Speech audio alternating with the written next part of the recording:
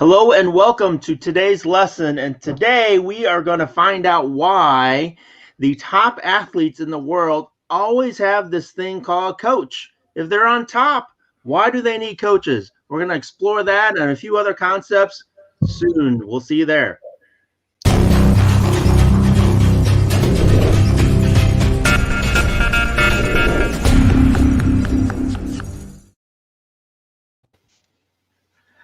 All right, Chaffee, why do the top athletes have coaches? In fact, why do hockey teams and football teams and baseball teams all have coaches? I mean, these are professional, they're top professionals, also tennis players, golfers.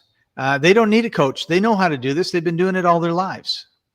Yeah, and before I answer that question, Scott, it always amazes me. I'm always surprised by how people who are starting out and struggling and want to get to the top, sometimes they don't have coaches. Wow. So think about that. And what's even more beyond that, I've started many businesses, and the thing that I love the most is coaching, because I've seen the results that I've gotten from my coaches that I hire. And so I wanted to become a coach so I can help other people. And what's funny is coaching has been one of the most difficult things to overcome for people that are struggling. And so, it's a great topic to discuss. And one of the reasons, we're talking about business success, and one of the biggest reasons why people don't succeed is that they don't have a coach, is that they don't have a mentor, somebody to help them and give them guide them. And so, that's the topic today, is why do these top people have coaches? And since they are at the very top, why don't they just get rid of them? Right, Scott? Yeah, that's right. Well, and oftentimes if the team doesn't do well or the player doesn't do well, they fire their coach and they get a new coach. Right. Absolutely. It must be a thankless job. It's a very difficult job. I mean, it's an underappreciated Chaffee, job. if you're successful, hey, I don't need you. I'm making all the money. I'm top of the world. See you later. And if I'm a failure, it's like, go away, because it's obvious you're not helping me. So yeah, it is really amazing. And the person that gets all the accolades is obviously the person doing the work and everything like that. And a lot of times it's the coach behind the scenes that is the one that actually got them to do certain things to get to that level. So there's a great example in my hometown of Vancouver. We have a hockey team, the Vancouver Canucks, and they made this big trade. They traded one of the world's #1 goalies for over a decade, Roberto Luongo, back to where he wanted to go in Florida. And in exchange, one of the things that they got was a goalie named Jacob Markstrom. Now, Jacob Markstrom, for almost all of his career, was considered had great potential, but he never, ever, ever experienced that potential. Never made, people thought he'd be awesome, and he never was. Yeah. When he comes to Vancouver, it takes him a couple of years, but he's working with Ian Clark, who's a goaltending coach, and who is also working with the #1 goal. So he didn't come as the #1 goalie; he came as the #2 goalie. They had a #1 goalie. Jacob was the backup, and over the next couple of years, he progressed to the point where they did not re-sign the #1 goaltender. They let him leave. Miller was his last name, and Jacob took over. And the last 2 years were absolutely phenomenal years. He was one of the top, depending on who you talk to, one of the top 5 goaltenders in the league, which would be one of the top 5 goaltenders in the world. And there was just this amazing transformation. He was just like a brick wall. Nothing got by him. And so his journey is a really good example of why you need coaches, because I don't believe the organization that he came from had a coach in that position. It was just, you have the defensive coach, you had the head coach, and you might have had an assistant coach, and none of them were goaltender coaches. So this is a case of also of niching. This is part of the lesson as well, is, don't try to coach the whole team, coach one part of the team, and have success. So Ian Clark has done this with a lot of goaltenders. Everyone that works with him, it's like you can tell when you look at the stats line when Ian Clark works with a goaltender, because he does poor, and then he does great, right? Whichever way I'm supposed to go with my finger. So that's, to me, that when it's talking about, like, you can have all the potential in the world, but you're not realizing it because we can't take our eyeballs out, turn them around, and look at ourselves and see what we're doing. It's funny you bring that up, and I do want to answer the question, because we haven't really answered the question yet. Only I will answer the question. And before that, I at one of my networking events, I had somebody come to that networking event, and she had an idea about a business that she thought was phenomenal. She thought it was a great idea. Obviously, it was an idea, so she didn't want to share it with anybody because somebody might take the idea. And she asked the group. How much can I sell this idea for? And the group was, well, have you tested it? And she's like, no, it's just right now it's an idea. I'm like, okay, if you haven't tested it, have you created a prototype? Have you, brought it to the market? Have you sold a few? And she's like, no, it's still just an idea, only it's a multi-million-dollar idea. So I got to get something for it. And everybody at the table was doing our best to help her and say, well, an idea is not something that somebody's going to pay for, because it's an unproven idea, and they're not going to give you millions of dollars for something that hasn't been proven or has not, progressed anywhere. So what we recommend you do is, implement it, right? Start doing some of it, do maybe a prototype, do, a market test and see what kind of results are. She's like, well, if I do that, then people are going to know what the idea is, and then I won't be able to sell it. So anyways, round and round we went, right? And then she got upset and never came back to the group.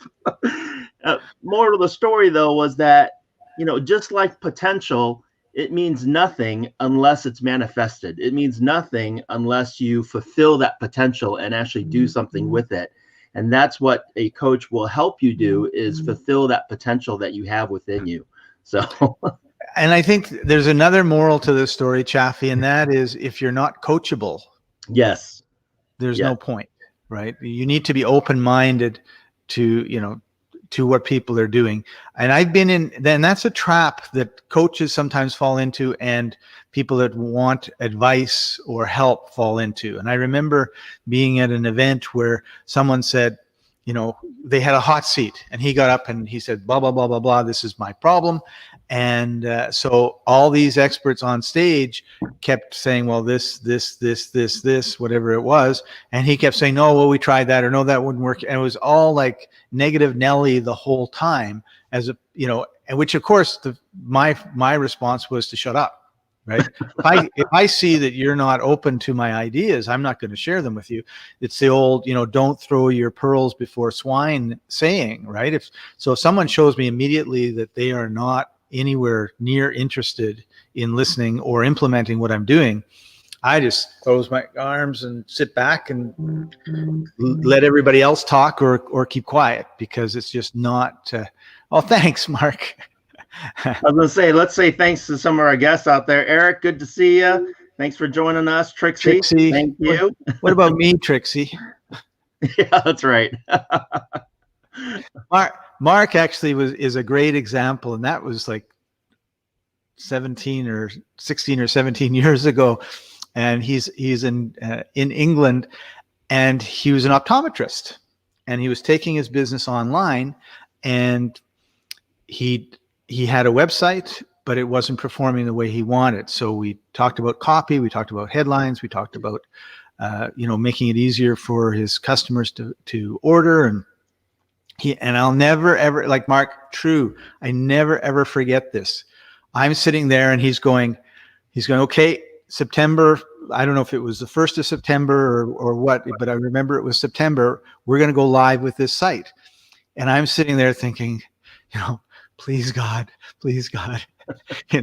let it work. Because you don't know until you do it, right?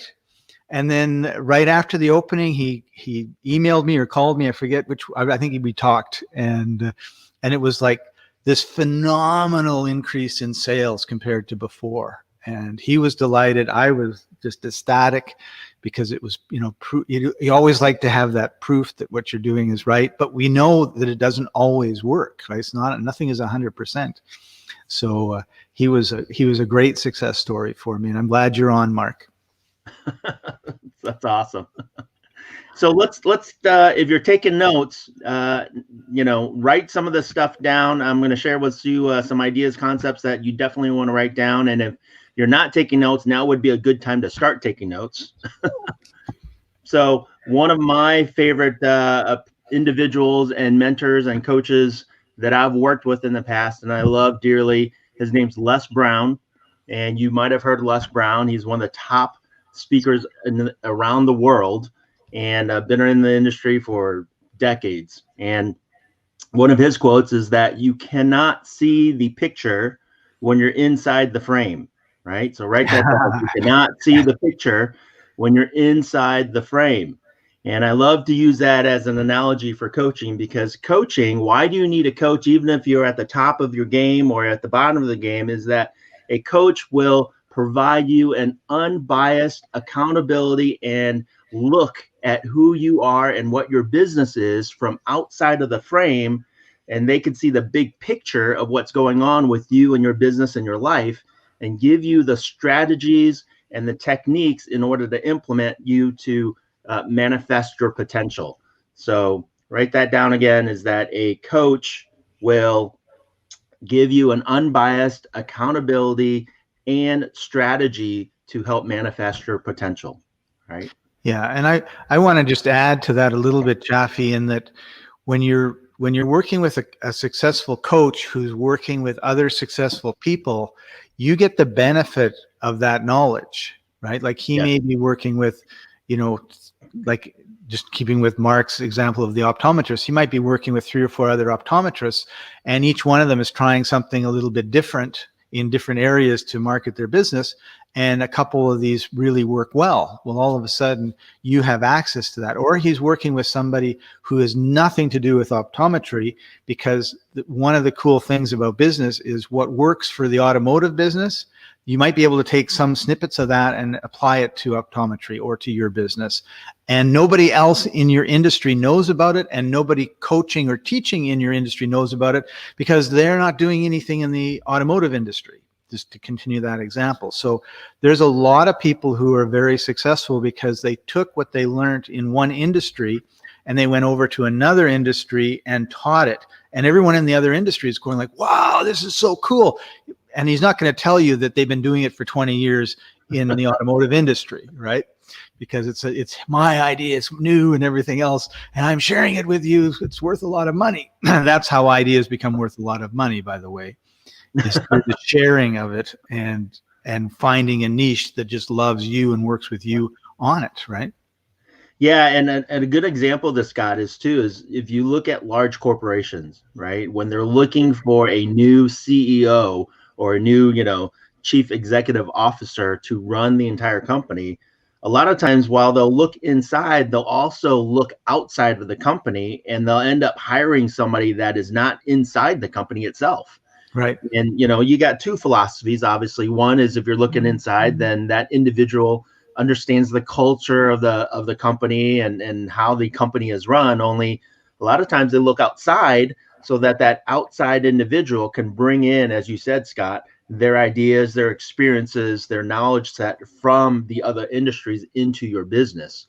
And before you go, I just want to say that me personally, what I've seen is that when you have somebody that is really good at what they do, whether it's a coach or a CEO, right, and they're good at the operations of what they accomplish, and they know nothing about the business itself, it forces them to really maximize or optimize the processes and the strategies to get that business to that next level, because they can't get in. It's just like, if I'm in the real estate world, right, Scott, if I don't know how to rehab a house, it forces me to find a good rehabber that will fix up that house the right way, because that's what they do, right? And so I cannot go into a house and pick up a hammer and, you know, a screwdriver and all that kind of stuff and fix up the house, because I have absolutely no idea to do that. And so, you know, now it forces me to be a business owner and think like a business owner and hire the quality people, the quality individuals to do the right jobs versus me doing it myself. So right. You were just talking about how large companies will go outside of their company to find other people. And you tweaked in me a really good example of this was Lee Iacocca. So he was the president of, I think, Chrysler and Ford, and he went from one to the other. And I think he went to Chrysler, and Chrysler was just like collapsing. And so he went in and he just totally turned it around. And that's why they were called Chrysler. Chrysler, yeah. No, I'm just kidding. But you know, there's a very good, famous example of somebody coming in from outside and just turning everything around because they have a new set of eyes, they have that new energy. And if we're in our business, plugging away, that's a grind. And so it can be, you know, it can be just like, I just got to get through the day, you know, and I have some days of the week where I feel like that too. I look and I say, wow, you know, I'm just full of, I have my day is full with different people doing different things. And I just hope I get through this day. And in that mode, you cannot see the opportunities. You can't see, you know, the things that you want to do. And that's where a coach can come in and they can say, hey, you know, Scott, this job here is something that, you know, anybody else in the world could probably do better than you, or anyone trained could do better than you, and take that off your plate. Now you don't have the stress and you have that extra time to work on your business, not in your business. But I will never see that if I don't have somebody outside of me. Like there's a lot of things where we will never have that insight. We will never have that realization, but somebody else will look at it and it's obvious to them. And it's totally obtuse for us. We can't see it. Right. Well, I'll give you an example too, Scott, is that I'm working with somebody. He actually comes to my networking group, and he's the CEO of his company, right? And it's a company he started about a year ago, and he has, you know, some employees that he works with, and they're struggling right now to find business. Okay. And so what he's doing, right? What he's doing, they just started this business about a year ago, right? And so they're growing, they're looking to grow, they're looking to expand, they're looking for new clients. And so as the CEO of the company, what he's doing is that he's going out and networking and meeting people, which is great. And what he's also doing is that he's also looking up lists of companies and doing cold calls to these companies. And wow. And I'm like, I'm asking him, I'm like, you know, do you have experience doing this? Are you good working on the phone? And well, he's kind of got an accent because he's not from the United States, and so he's got an accent. He doesn't speak clear English, or as clear English as, you know, somebody native born, right? And he's calling up these companies, and he knows his product, he knows his services, he knows everything there. Right. Only he doesn't have a sales background. Right. That's knowing it all and communicating it all are two different things. Correct. And so, you know, he's like, well, I'm the best person to talk about my products and services. And I'm like, I'm sure you are. Only you shouldn't be setting the appointments to talk about your products and services. Right? I'm like, you can hire a virtual assistant or somebody trained in sales to go out and set appointments for you. Yeah. And your time should be focused on, you know, sitting down and going through your products and services with the clients, not setting appointments to do that. Right. And, you know, it just kind of dawned on him. And that's all he'd been doing was, you know, just being a salesperson. And I'm like, right. You're not a salesperson. You're a CEO. You're a company, you know, owner. You should be working as a company owner and hiring the right people to do the right things. And, you know, it kind of clicked on him that, like, why am I doing this? This is a 10-hour or 15-hour, you know, a job or something like that. And so now he's starting to think about different ideas where he can hire people or, you know, create incentive programs for some of his other people to do certain things. And so it's just that little, you know, switch of, like I said, he was so focused on, I need new business, I'm just going to go do it myself, versus right. Let's look at the different ways that we can do this, that we can accomplish this, and who's the best person for the job. That's a key part. Who's the best person for the job? And oftentimes it's not you. I'm not saying you, Chaffee. I'm saying anybody watching or listening. That's right. It's not you. I had that happen with when I first started doing Udemy courses. I did my first one, which was on podcasting, which was my topic. Told a bunch of my friends and clients. They all wanted to do courses. This was like 6 years ago. And so before you know it, I had recorded 5 courses. They had the raw video, and there's basically, figuratively speaking, they're sitting on my desk. They weren't, they were on my computer, but I would just look at this imaginary pile of courses and thinking, it's never going to get edited. Like I don't have time to edit, and I don't have any desire to edit it. So it's not going to happen. And that was when I had that realization. I got a video editor, and to my shock and amazement, she was way better than me and faster than me. So it worked out really good. And 6 years later, she's still editing Udemy courses for me that we record. So you have to find the best people for the job. And in the beginning, maybe it's hard to let go of those things. And that's why you need a coach, someone that can help you move you forward in the direction that you want to go. And here's another rider downer too, Scott, as our friend Jay likes to say, this is a rider downer, right? Well, first of all is find the best person for the job. And the second thing is that you should never be the bottleneck, right? So right. If your business is slowing down, and I know you've experienced this, Scott, as you grew your business, I remember talking to you and you're like, everybody's waiting on me. Yep. And it was because you were doing too much of the work that you should not have been doing. Yep. And so you had to go through and you had to go find the right people to do that job. And that allowed your business to explode. I hope she's not watching right now. I found the right person to go find the right people to do the job. That's right. Yeah. And I use that word often with her. I was like, I know I'm the bottleneck. Like I'm the reason people are all waiting for little pieces of information so they can do their job properly. And I have to just sit down and get them that information. And now that I've gone through that process, the majority of it just runs so much smoother because I don't have to write the email to the client telling them that their video is done, or I don't have to, like today, we record this and Chaffee needs a link in order to find this place that we're virtually in. And I said to him, because I didn't send him the link this time, I almost always do. And I said, how did you find the link? And I knew the answer, but he says, I got 3 emails telling me.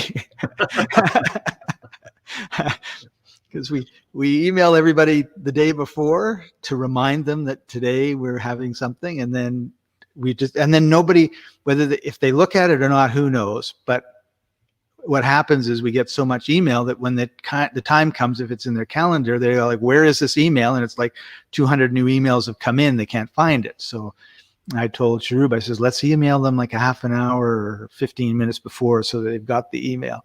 And it's so funny. He said, I got 3 emails. So yeah, you're not going to miss it.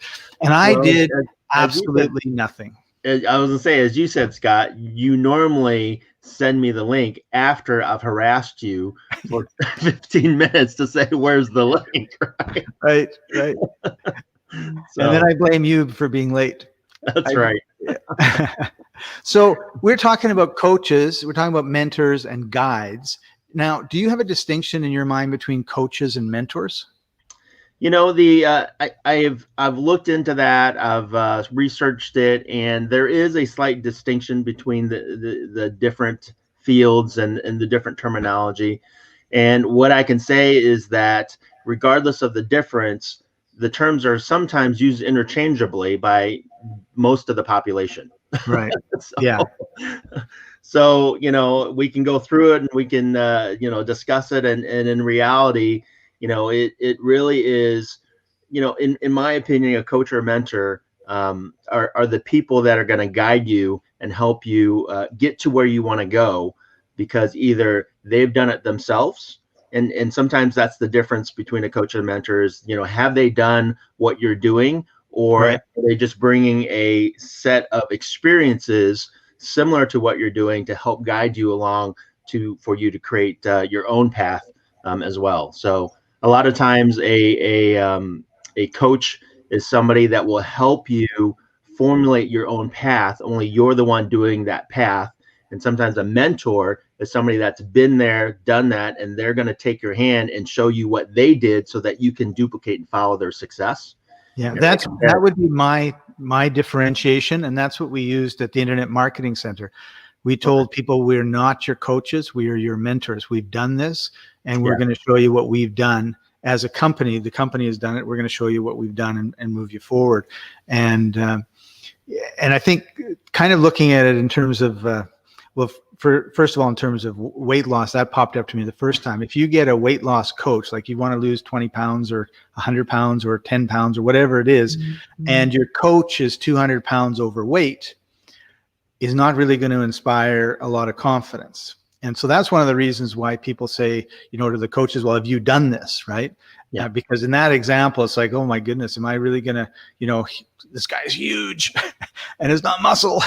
On the other hand, there are very, very successful, for example, hockey coaches or football coaches or soccer coaches, probably baseball coaches that never got past little league.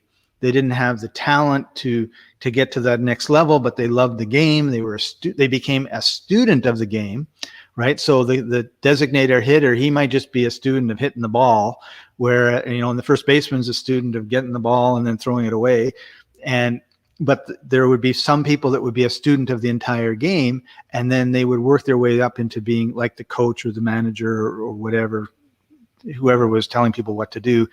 And those people weren't necessarily, and there's this story in the hockey world, like Wayne Gretzky was the greatest player to ever play the game. It's always debatable, but he was right up there. He was not a very successful coach, right? And so there's oftentimes people that say, hey, I'm the world's best at this, so I'm going to coach the team. And of course, because they're the world's best, some company, some team is going to hire them because, hey, we got this guy and it's going to sell tickets, right? And then you find out that he's a terrible coach. He's putting the worst players on against the best players and all this sort of stuff that he never thought about because he just got on there, skated around, scored a goal, and he was done. So, and then over the years, of course, he became a student of the game and he became a better coach and a better ambassador for the game. So just because you're the best at what you do doesn't mean that you can teach other people how to do that.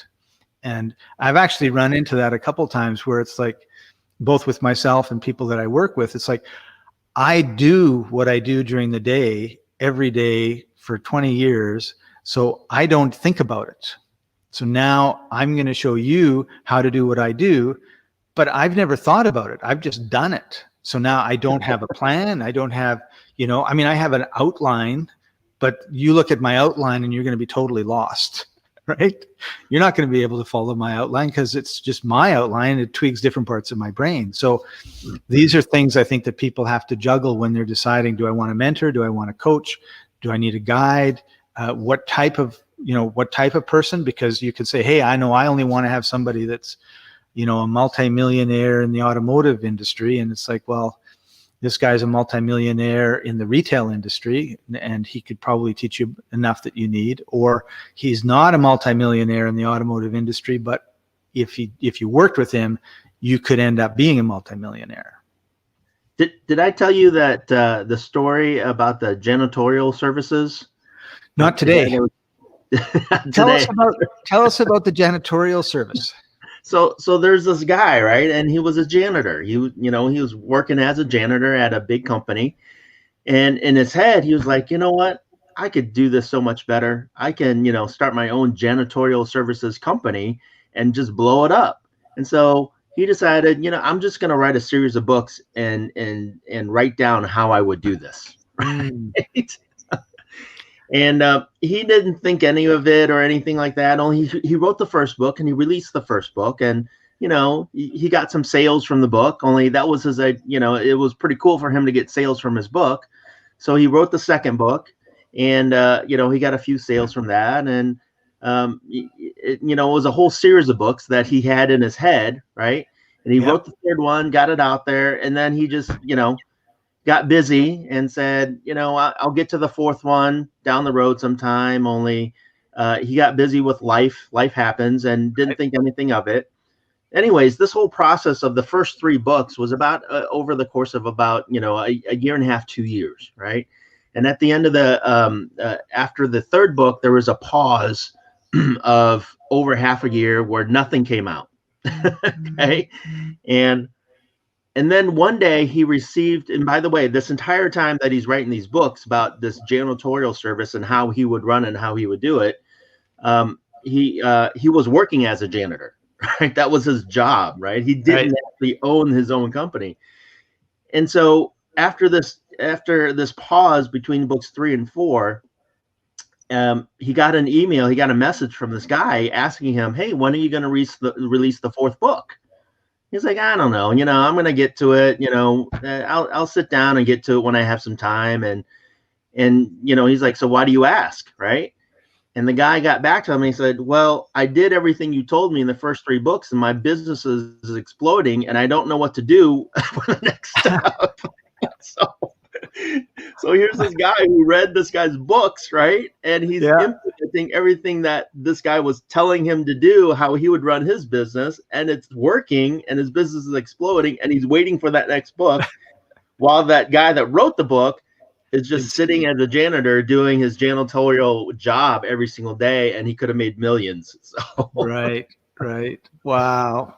So kind of funny story, a difference between actually doing something and actually, and understanding the business, understanding certain concepts. And what you said is key between the coach and the mentor. Only you really have to find somebody that, whether they've done it or not, right? Can they communicate what they want to communicate with you? Can they help you, guide you to, even if they haven't done it themselves, to succeed, because they can convey the ideas and the concepts that you need in order to succeed. And that's critical right there. So don't just hire somebody because they've succeeded, right? Don't just hire somebody because they're successful and they've done it, because like you said, there's a skill in communications when you're working with other people. And there's a phrase out there or a saying out there that says you truly don't understand something until you've been able to teach somebody else to do it. Yeah. That's what you said is one of my life values and principles. I am a terrible student, but I'm a good teacher. And so what ends up happening is I end up teaching what I want to learn.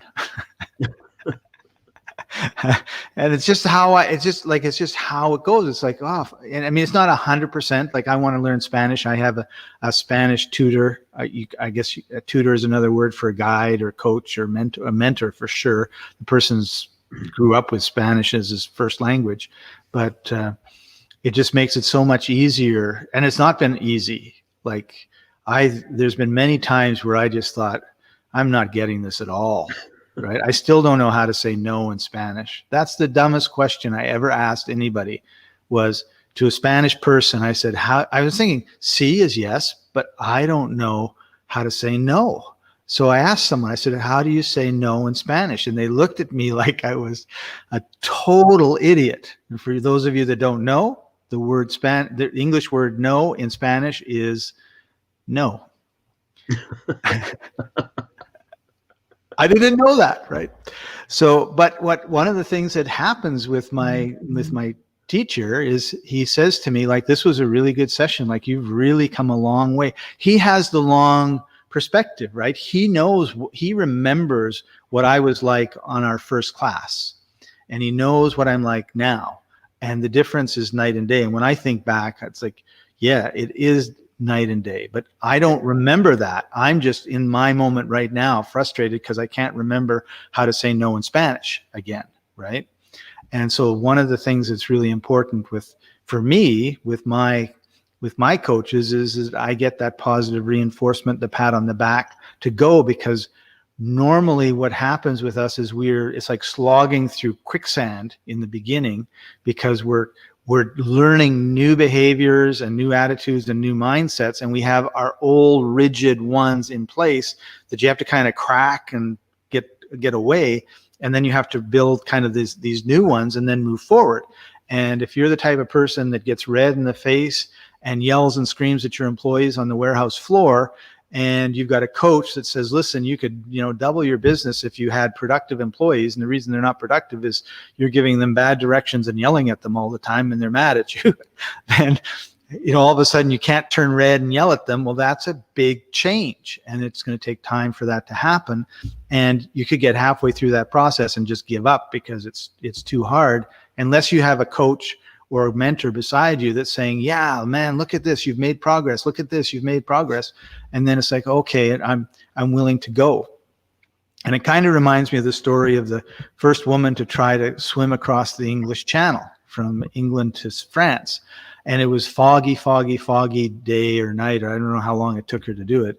And she's in this fog, and she's been swimming and swimming for hours. And there's a boat beside her, which I guess this is why you need to have a good coach, who never said anything. And then finally she said, I give up. I can't go on anymore. And they pulled her into the boat, and they went, like 10 feet to France, and they were there, right? Like she could not see the goal. And the person in the boat wasn't saying, hey, you just got a little ways to go. Just a little bit more, just a little bit more, just a little bit more. And so over to you. I'm done. I wanted to share a story talking about Spanish and no. The reason I know what the word no in Spanish is that there was a car company that had a successful car in the United States, and they wanted to expand in Spanish-speaking countries, right? And that when they expanded that vehicle, the sales plummeted. Like in those countries, the car did not sell well at all. And the reason was the name of the car was the Nova, which in Spanish stands for no go. So, so they're selling a car that would not go. And so nobody bought it because nobody wanted the Nova. And so while that's a funny story, that is, as I was saying, a company that couldn't see the picture from within the frame, right? Because if you stepped outside and say, you're looking to sell a car, and the name of the car is no go, and people want to go, and they were so immersed in their processes and the sales numbers where they're at to say, oh, this is a successful car, it's great, we're going to expand and people are going to want it because people love it, without thinking of the cultural differences, without thinking of outside of their little world, right, of how people would react. And that's where coaching and mentoring will make a huge difference for you as well, when you expand outside of your comfort zone, which we've talked about before, right? Yeah. And get outside of what you know. So a lot of times you don't know what you don't know, and that's where a coach or a mentor will also help you as well, to find the things that you don't know about because you don't know about them. Right. So Chaffee, what are some questions you would ask, or some like, if I want to find a coach, what are some criteria that I should be looking at to be able to differentiate between someone who's just read a couple books on the topic and someone who's actually a good coach? Well, first and foremost, I would want to know what their experience in similar types of businesses are, right? It doesn't have to be, again, in my specific business industry, only what is their experience working with individuals in a similar type of business industry. Two, it is, if you're looking for a mentor, if you're looking for somebody that has actually done it, that sometimes leads to credibility as well. And three is really, I personally, before I work with somebody, either I want to make sure that I know who they are, what their personality is like, what their skill set is like, and find out and research more about them to see if I resonate with them, right? Or again, I want to be able to know if I am able to work with them. So how do we do this in the coaching industry, in the coaching world? A lot of times we get to know people through the content that they share, through videos like this, right? Trainings like this. Do they have any blog posts, a website with some information on how they write? Because sometimes, a lot of times, how they write is how they think. Do they have, like I said, videos and training?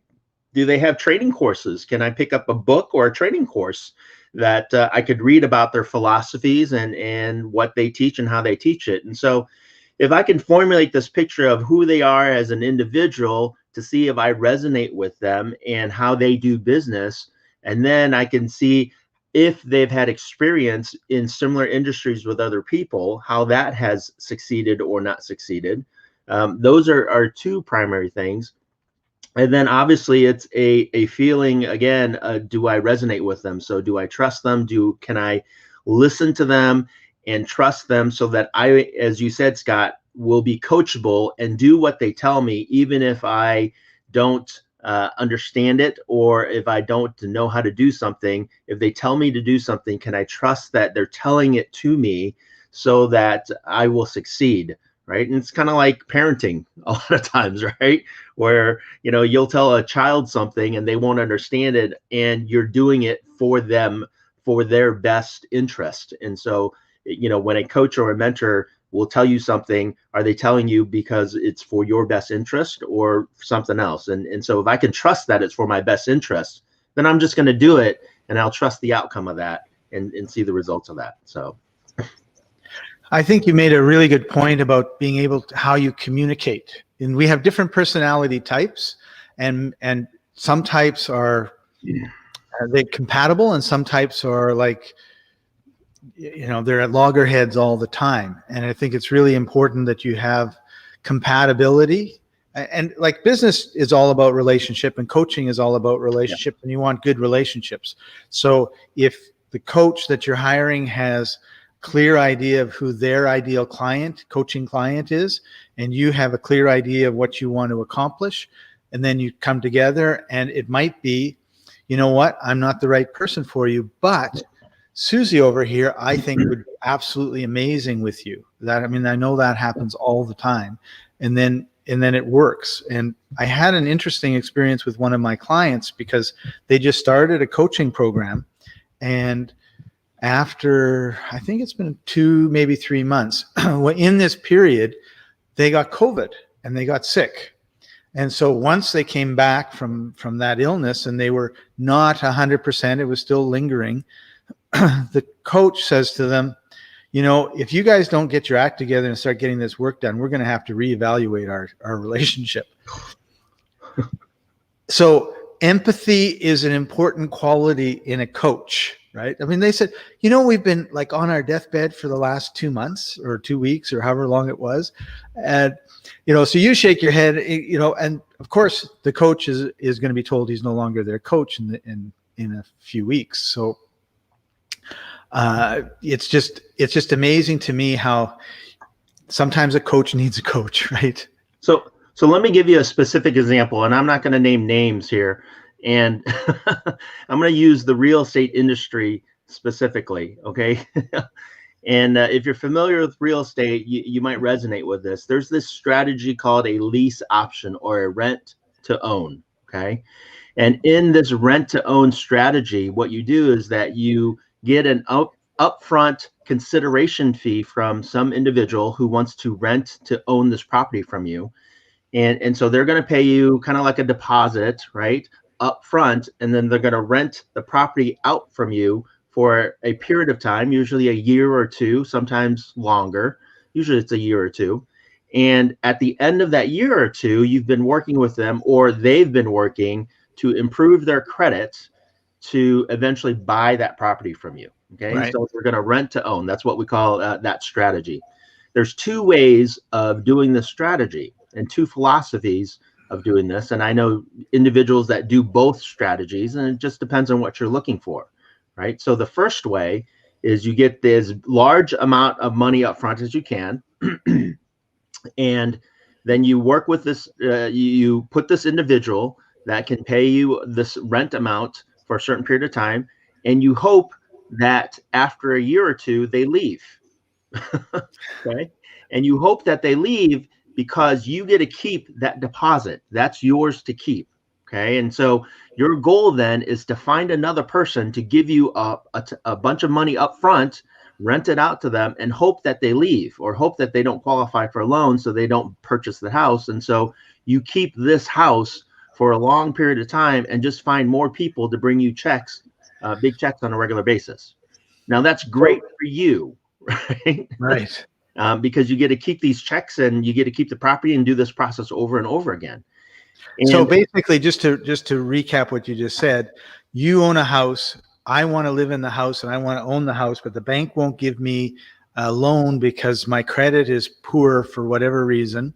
But if I really work at it and I'm making my regular payments to you and my regular payments to the utilities and the credit cards, my credit score will go up until the bank will actually give me the money. And that might take a year. That could take 6 months, could take a year, could take 2 years. So I come to you and I say, okay, here is $30,000 as my deposit. And that's going to go towards the house when we finish the deal and I actually buy the house, correct? it could, depending on how you structure the deal. So everything's Right. negotiable. And then I give you X amount of dollars a month. And I don't know, I'm lazy, I'm a drunk, who knows? I lose my job, it has nothing to do with me. It's just the economic situation. And now I can't, the 2 years are up, the contract is over. I can't fulfill my part of it. I have to leave and you get to keep the money. Then you turn around to another me and I give you another $30,000. So every couple of years, you're going to get $30,000 payday, plus you're going to get rent that covers the mortgage, plus gives you a little bit of cash flow every month. So you've got a great deal. Correct. So one individual I know teaches that strategy just like that. And the person they're looking to put in that property is the person probably that is the least qualified to purchase that property, because that's the person they want to leave, that they want that person to leave. Okay. Right. So I have the dream of owning the house and I'm excited because you've told me I can have that dream. And then 2 years later, I'm out on the street, no closer to getting the dream done. Right. So great from I'm making business and money, right? From a business standpoint, I'm making money. Great from that side. Not Great everybody from a greedy side. Well, it's business, right? So the second philosophy is that I find a person that really wants to own a house, that is, has a good job and their credit is bad. And, I put them in this property. They give me money up front again, and I rent out the property to them and I'm cash flowing on that. Only the big difference here is that I actually work with them to fix their credit. So I put them through a credit repair process so that by the end of the year, they're almost guaranteed to be able to purchase that property for me. And by the end of the year, I actually sell it to them. So now they actually get to buy the house. They qualify for a loan from the bank. They actually get to buy the house. And I get paid out. So, I make the profit on the spread of where I bought it to where I sell it. They've now own a house that they couldn't own a year ago because their credit was horrible, and I've helped them fix their credit. And so we all win. That too is another philosophy. And so, you have to decide, if you're finding somebody to teach you this strategy called lease option, what is their philosophy in business? And do you resonate with that? Because sometimes, you might just want to say, hey, I'm in a period where I just need a lot of money. So I want to find the person that's going to show me how to make a lot of money. Well, that's the first strategy. And that might not be a long-term strategy. It might not be the best strategy, only that's what you're looking for. And so that's the kind of coach or mentor that you want to find. And then if you want to do business a certain way where you're helping people and everybody wins, that's the second strategy. And that's the strategy I recommend, by the way. And, that's a different kind of individual. That's a different kind of coach or a mentor. Right. Same strategy, two different kinds of mentors. Which one are you looking for? And so those are the kind of questions that you have to ask when you're looking for a mentor: is how do you do business? How are you, executing this? What are you teaching? What are your strategies? And do you resonate with that? Is that something that you yourself want to do or are able to do? Because if you don't resonate with that and you don't agree with that, you're not going to do what they teach. And if you're not going to do what they teach, you're going to fail. And then you're going to blame them, or you're going to blame yourself, or you're going to blame both. And either way, you're going to quit and nobody wins. So as you were talking, it brought up an interesting question. How many coaches should you have? Yes. um, so how many coaches should you have? Ideally, you shouldn't be focusing on more than one or two main items at any time. Okay. So if you have multiple coaches for multiple different things, which is great, right? You want to have a coach for the different things that you want to pursue.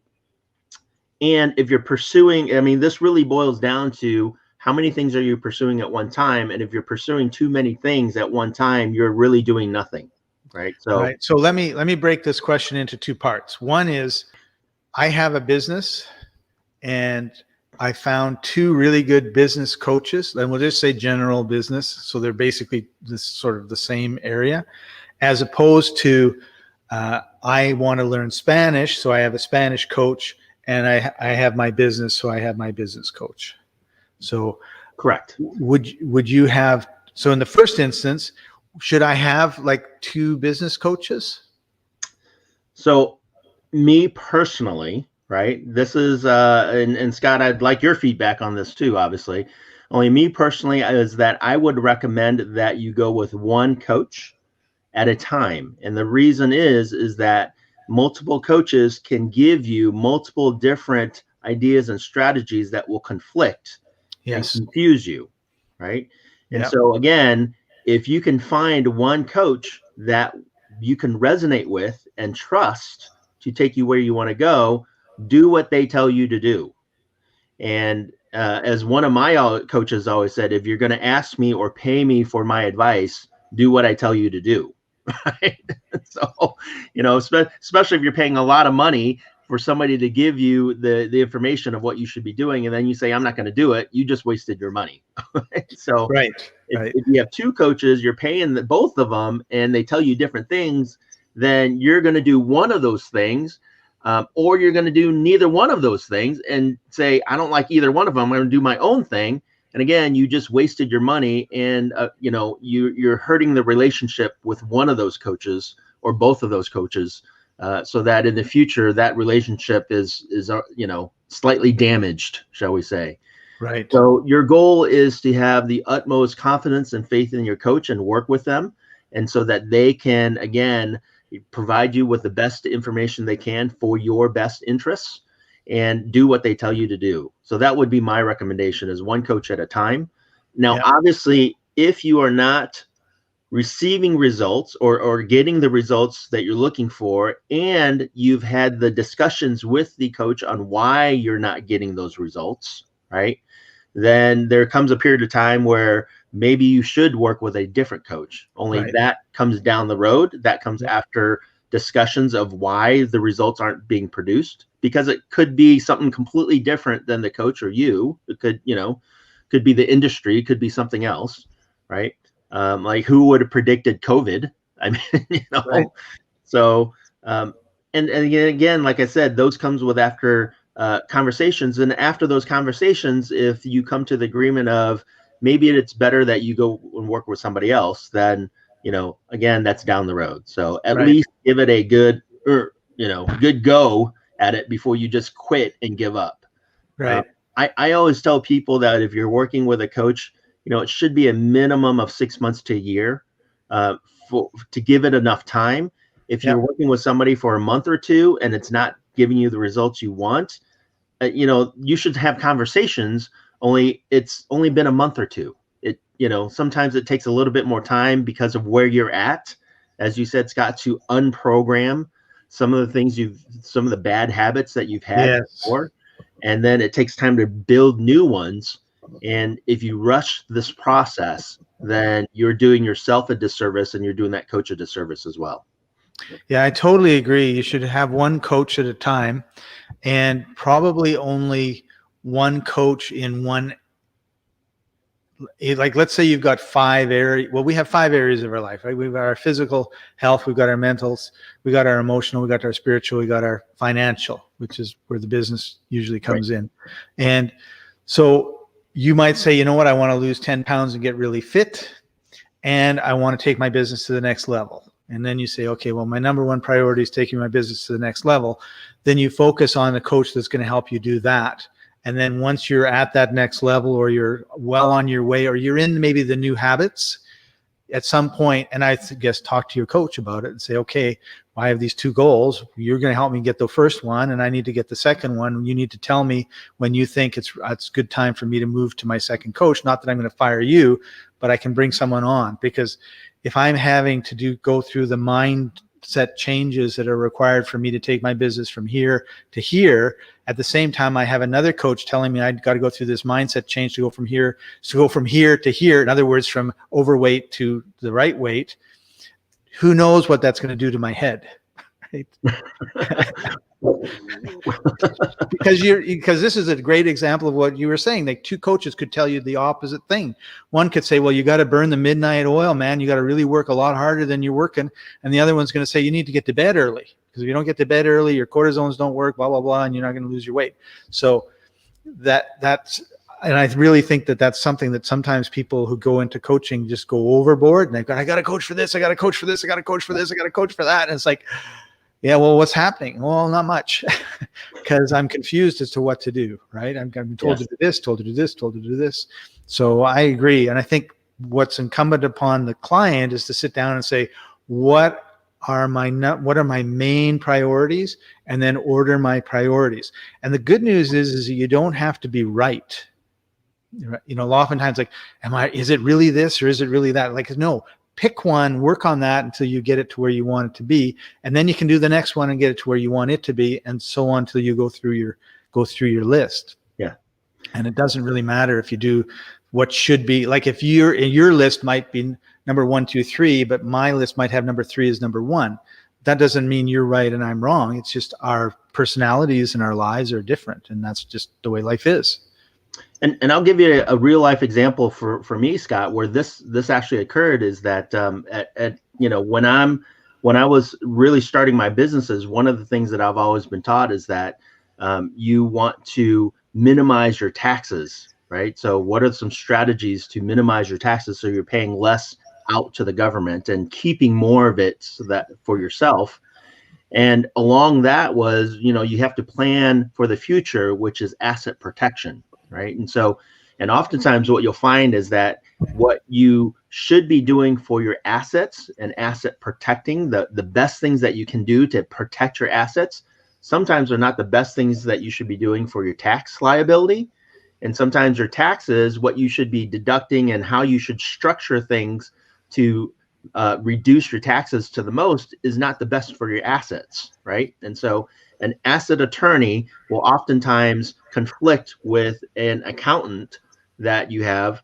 And if you're being coached on the best strategies for both, they're going to be conflicting strategies. Right. And so then you have to decide, as we said, Scott, what's the highest priority for you right now? Is it to minimize your taxes to keep as much money as you have, or is it to protect your assets?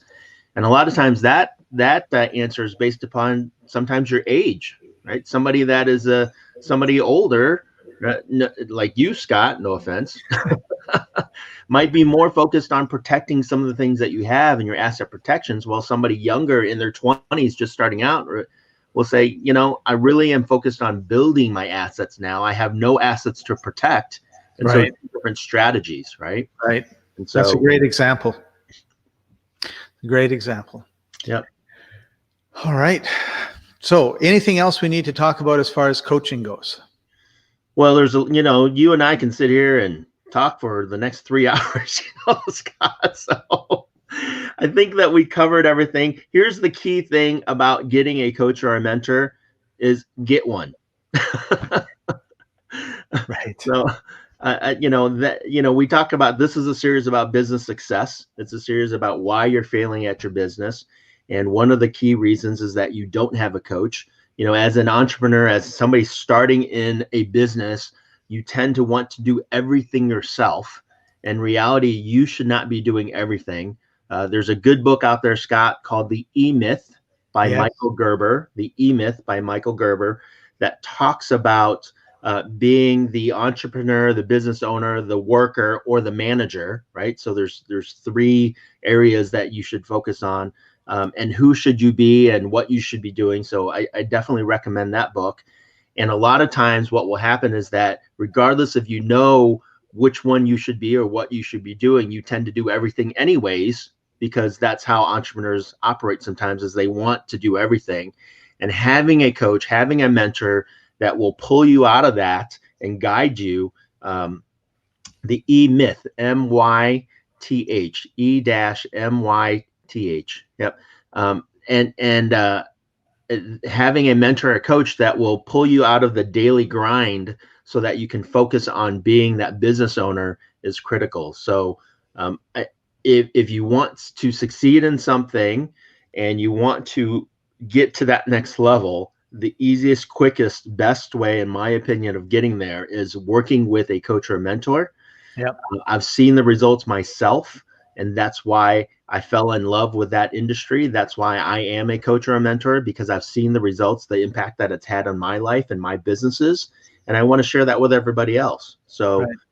That if I had one lesson for this, it would be whatever you want to achieve that you don't have now, the easiest, best way of getting that is finding the right coach for you to work with in order to get that.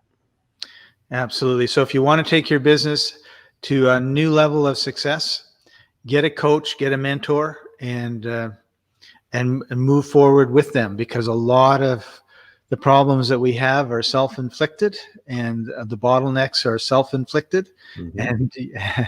And you have to change, because the qualities and skills that you had that started your business are not the qualities and skills that you're going to need to move to the next level. And we see that in larger companies all the time, where somebody like Udemy, for example, it grew to somewhere around 30 million students, and it's got stuck there because the management team were great at starting businesses and getting them to 30 million students, but they had no clue about how to get to 300 million students.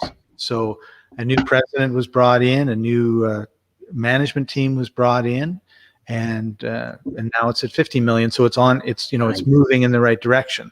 But there was a year or two where I and my fellow instructors were all like, are we going to have to look for a new platform to put our courses on? Because these guys are making some really dumb decisions. And they were really good decisions in the beginning, and then they turned out to be, then after 2 or 3 or 4 years, they were still the same people making decisions, but the decisions weren't really very good. And so, you can read the books and you can, figure it all out yourself. No one's saying that you can't. You can go to universities and do courses and everything else. But the beauty of a coach is you're going to be able to get really lasered in on your business, on your category. Whereas when you're doing, no one can, like the E-myth, it's about business in general. It's not about the automotive business, and it's not about the weight loss business, and it's not about the floral shop business. And so there are things in all those industries that are unique to those things. So if you get a coach that's been able to take floral shops from 1 shop to 20 shops in the city or something, then that's your goal. Then that's the person you really want to talk to. Absolutely. Get a coach. Get a coach. All right. So, Chaffee, if somebody wanted to talk to you because you're a business coach, what should they do? So definitely check out my website, keyconceptcoaching.com, www.keyconceptcoaching.com. If you'd like to schedule a time to talk with me, it's just keyconceptcoaching.com/schedule, keyconceptcoaching.com/schedule. You can schedule a time and appointment to have a conversation with me to see if we're a fit. And if we are, I'd love to work with you. So if we're not, maybe I can give you some information, give you some pointers, and even point you in the right direction to maybe work with somebody else I might know. So awesome. All right. Well, that wraps up today's show. Thanks for joining us, everybody. Appreciate you a lot. Thank you, Chaffee, for sharing your knowledge. And Absolutely. We'll see you next time, everybody. Bye-bye. We'll see ya.